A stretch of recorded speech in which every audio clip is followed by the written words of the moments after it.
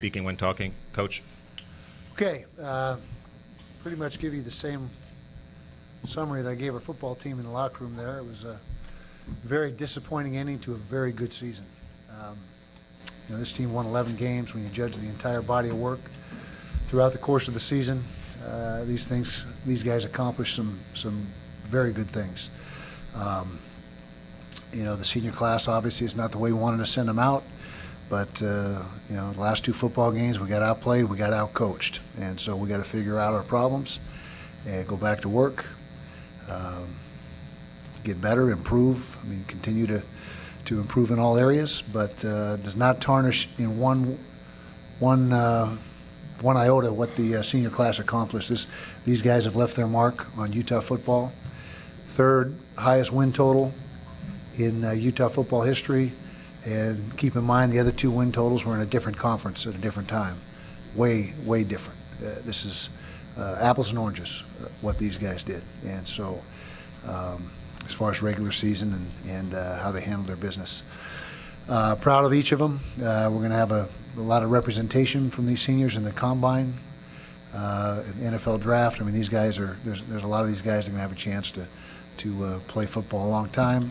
The rest of them that don't get that opportunity, they've all got their degrees or will have their degrees. And so, like I said, very proud of these guys. And it's a shame we didn't finish stronger. Nobody's happy in our locker room.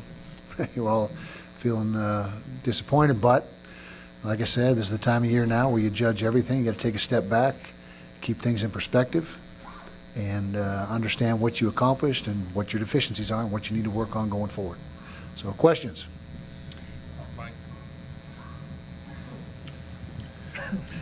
Josh Newman, Salt Lake Tribune, for Coach and for Zach. Offensively, especially the first 4 or 5 drives, what was really going on out there that you guys couldn't seem to get any traction? You want to go first, Zach? We just wasn't able to find a rhythm. We wanted to soften them in the run game and try and reduce some of that blitzing they were doing. They were blitzing pretty much 80% of the game. So we tried to, soften that up, but we weren't able to do that. So, we had some offensive woes throughout that game. Yeah, Zach hit it right on the head. We didn't make them pay for the amount of blitzing they were doing. We got to pick it up, and we've got to be able to get the ball downfield and make them pay. And we didn't do that. And we weren't handling the pressure like we needed to. They were playing all single cut. The DBs were jumping all the single cuts. We needed to protect long enough to get some double cuts in there. Never did it.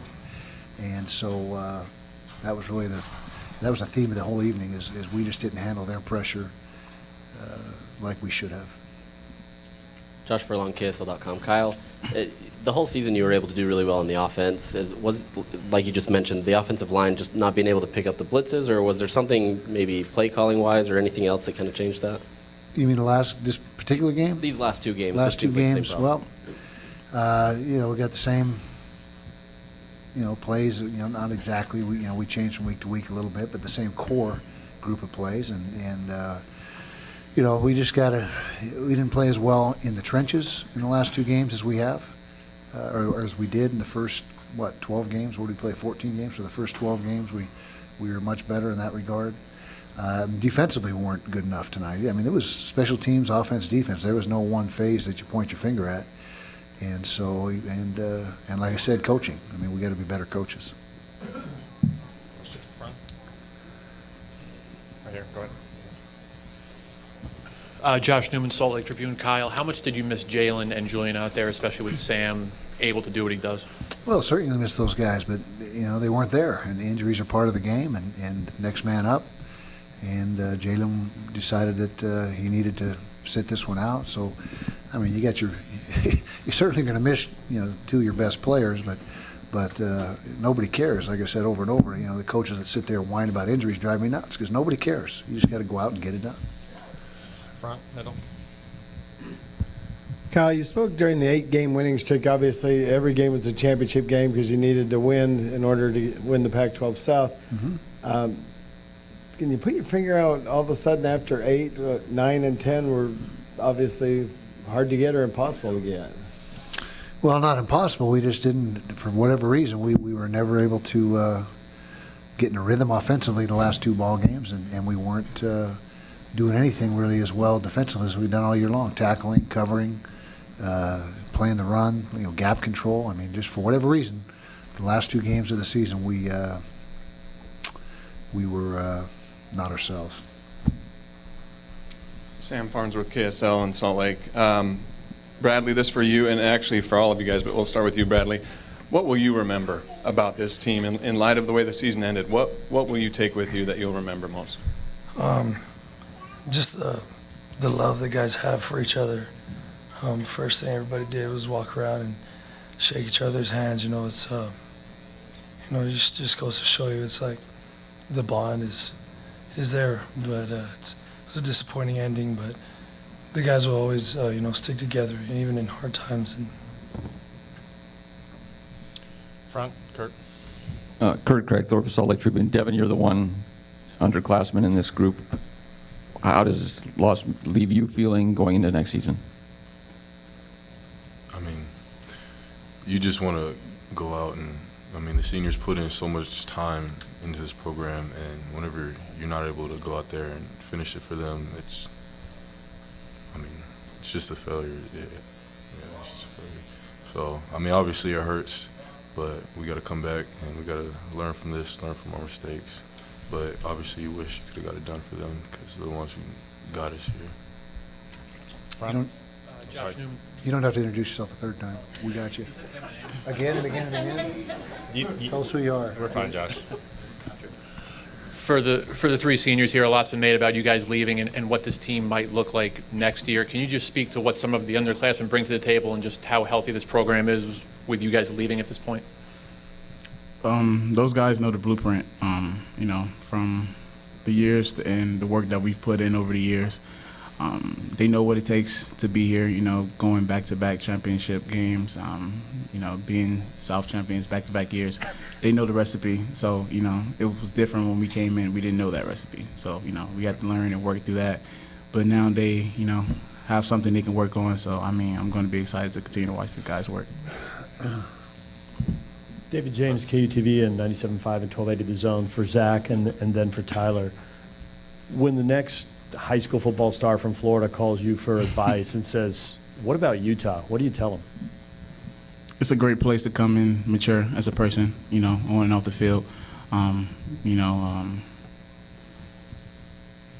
If you're really serious about your craft, this is a great place to come. The coaches push you on and off the field, and especially in the classroom. Me and all these guys up here, except for Lloyd yet, we're able to graduate in 3.5 years, and that's the biggest thing. We can play football for the next 2 years, 10 years, whatever it may be, but, we always have our degree and we always have something to fall back on. So a lot of guys at a lot of different schools, coaches don't really push them that hard to go ahead and get something like this. So it's a great place to just go ahead and mature and, better your life. Thank you, Zach. Tyler?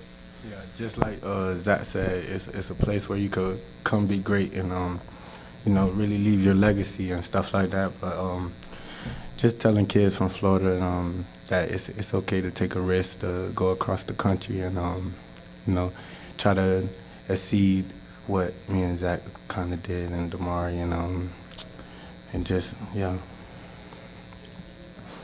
Question middle. Raul Flores, Associated Press. Tyler, from your perspective, what were you seeing on the field that Texas was doing defensively that just really didn't let y'all get going? I just felt like they were just playing a little bit harder than us.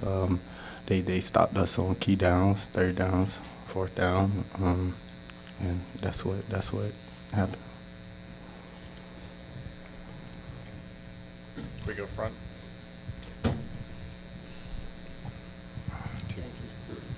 I wanted to ask all 3 seniors. So Tyler, I'll just start with you. First of all, what did you notice after the first 8 games that all of a sudden how things changed? Because obviously you had a lot, you put yourself in a position, a lot of things to play for.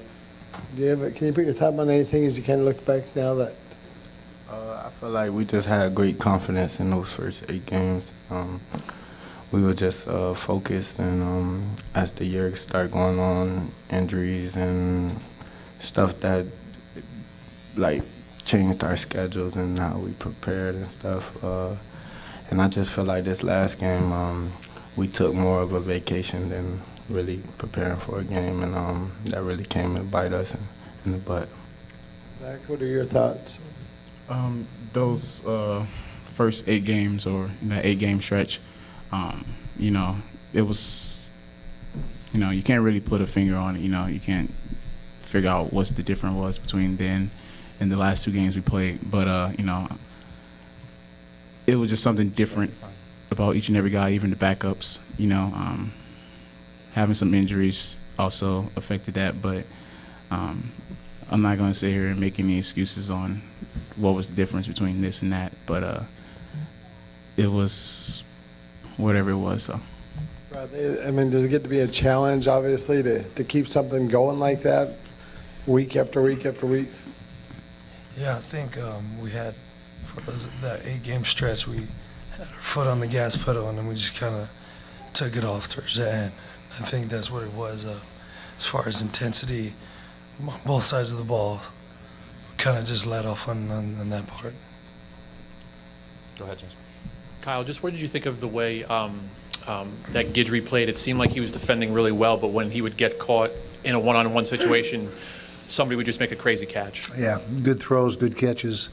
Jav had good position, got to do a little better job finding the football. He was in position and wasn't able to find the ball 2 or 3 times, and that's, you know, the toughest single skill in football is a deep ball that a DB has to find and locate and at top speed and make a play. And so, and I want to kind of piggyback on their question, the answers to the 8-game streak, and that it'd be disrespectful not to point out that Oregon and Texas are 2 really good football teams, and they had a lot to do with what happened the last 2 games. I mean, we didn't play our best, but Oregon's a tremendous team, and Texas might be the best 7-5 team in the country, at least talent-wise, or I guess 8-5 now, talent-wise. And so, got to give them credit because they played well, both those teams, and executed exceptionally well, and that has a lot to do with it as well. It's not just us not doing our part. They were really good football teams that we played.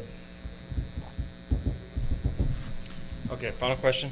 Yeah, Kyle, Texas had a lot of frustrations this year in the 7-5 year. Did it seem to you like they kind of played angry, you know, and wanted to just unleash a lot of frustrations? Well, they were well prepared. They played hard.